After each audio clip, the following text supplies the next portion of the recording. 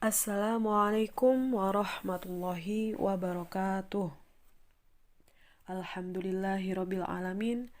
Kita dapat berjumpa kembali dalam pembelajaran daring mata pelajaran SKI, Sejarah Kebudayaan Islam. Apa kabarnya kalian hari ini? Semoga kita semua diberi kesehatan dan selalu dalam lindungan Allah Subhanahu wa Ta'ala. Amin ya Rabbal Alamin. Sebelum pelajaran hari ini dimulai, terlebih dahulu kita bersama membaca Ummul Quran. Semoga pelajaran hari ini bermanfaat dan barokah. Al-Fatihah.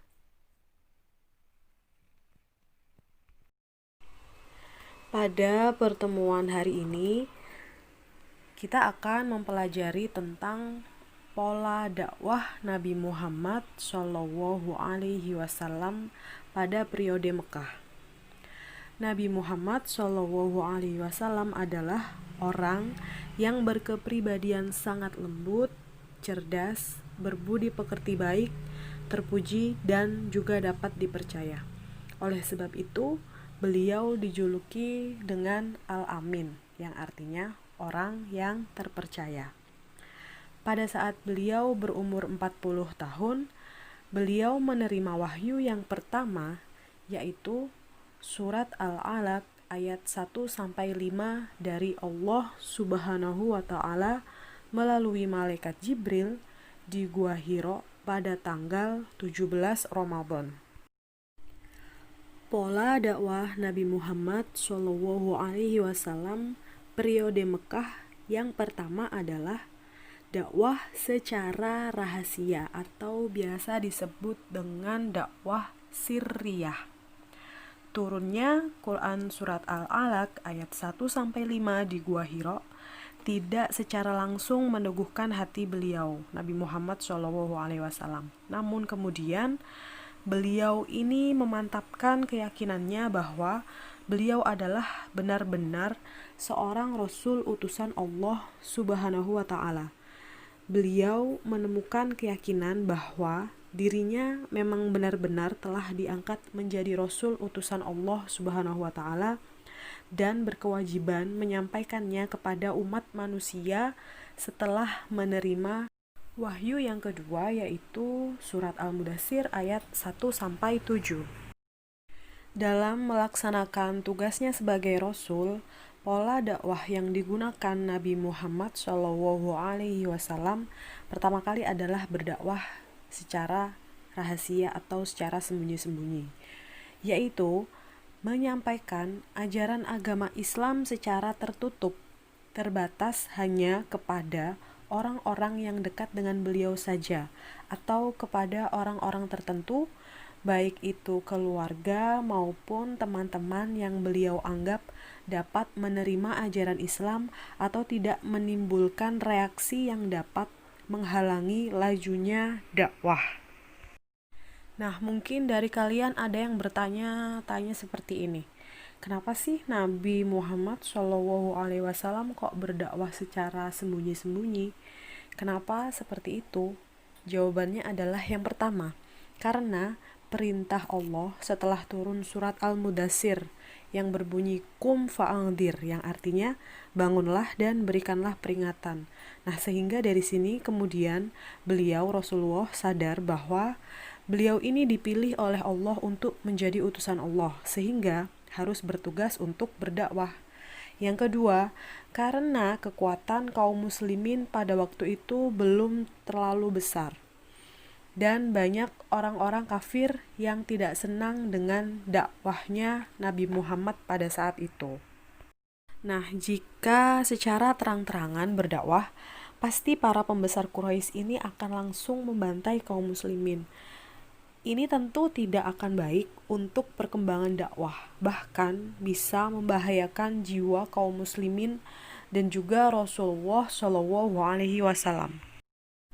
Pola dakwah secara rahasia ini beliau gunakan sesuai dengan bimbingan wahyu Allah Subhanahu wa Ta'ala dalam Quran surat Asy-Syu'ara ayat 214 sampai 216.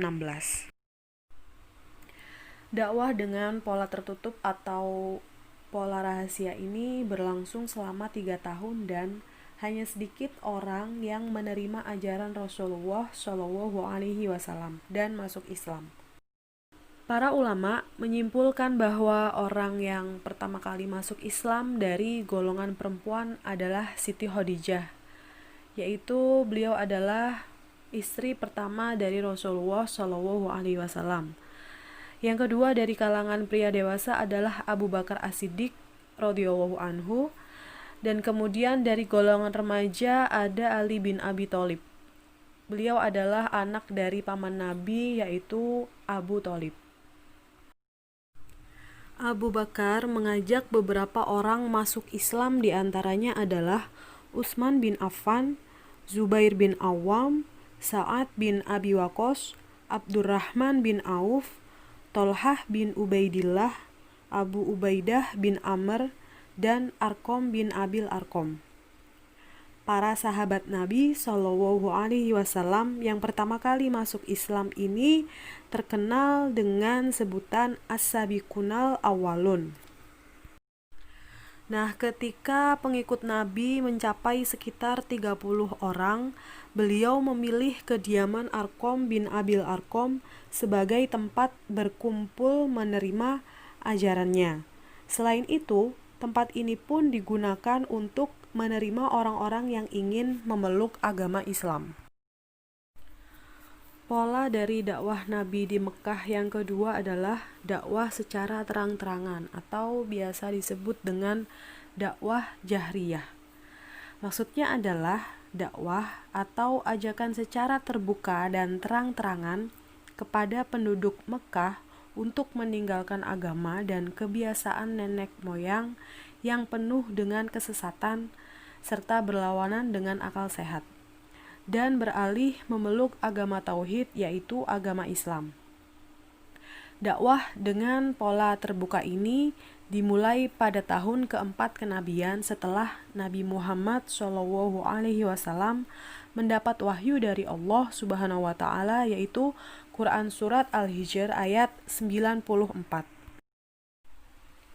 Langkah pertama yang dilakukan oleh Nabi Muhammad SAW dalam melakukan dakwah dengan pola terbuka, yaitu berjalan dan menaiki Bukit Sofa, lalu memanggil keluarga-keluarga besar suku Quraisy. Setelah mereka berkumpul, beliau berkata, "Bagaimana pendapat kalian seandainya aku berkata bahwa di belakang lembah ini ada pasukan berkuda yang ingin menyerang kalian?" Mereka pun menjawab, "Kami tidak mengenal engkau pernah berbohong." Lalu Nabi Muhammad SAW bersabda, "Aku memperingatkanmu semua bahwa di hadapanku di akhirat ada siksa yang amat pedih."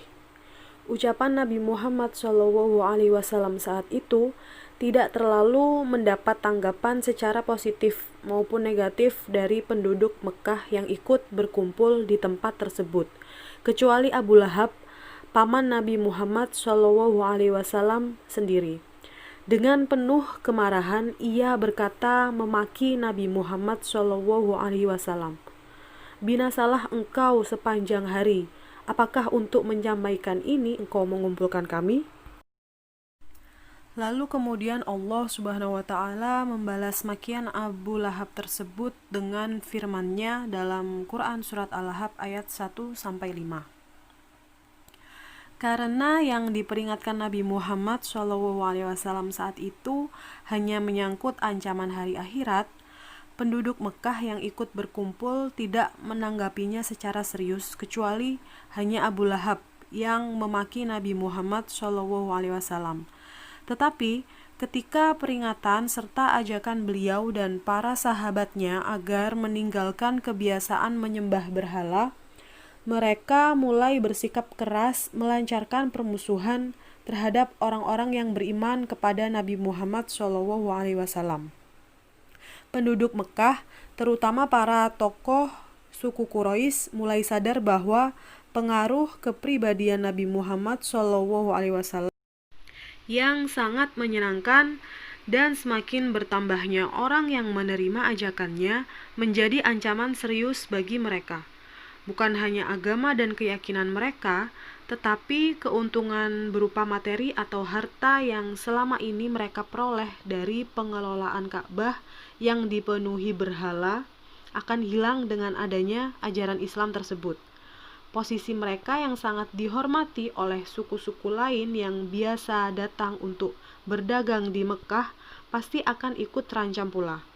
Mereka semakin meningkatkan permusuhan dan berbagai macam siksaan dan penindasan kepada siapapun yang mengikuti ajaran Islam, terutama kepada orang-orang yang lemah di antara kaum muslimin. Jangan lupa untuk selalu mencatat di buku tulis catatan SKI masing-masing semua materi hari ini. Pembelajaran hari ini kita cukupkan sampai di sini. Semoga apa yang kita pelajari hari ini bisa bermanfaat untuk kita semua. Akhir kata, wassalamualaikum warahmatullahi wabarakatuh.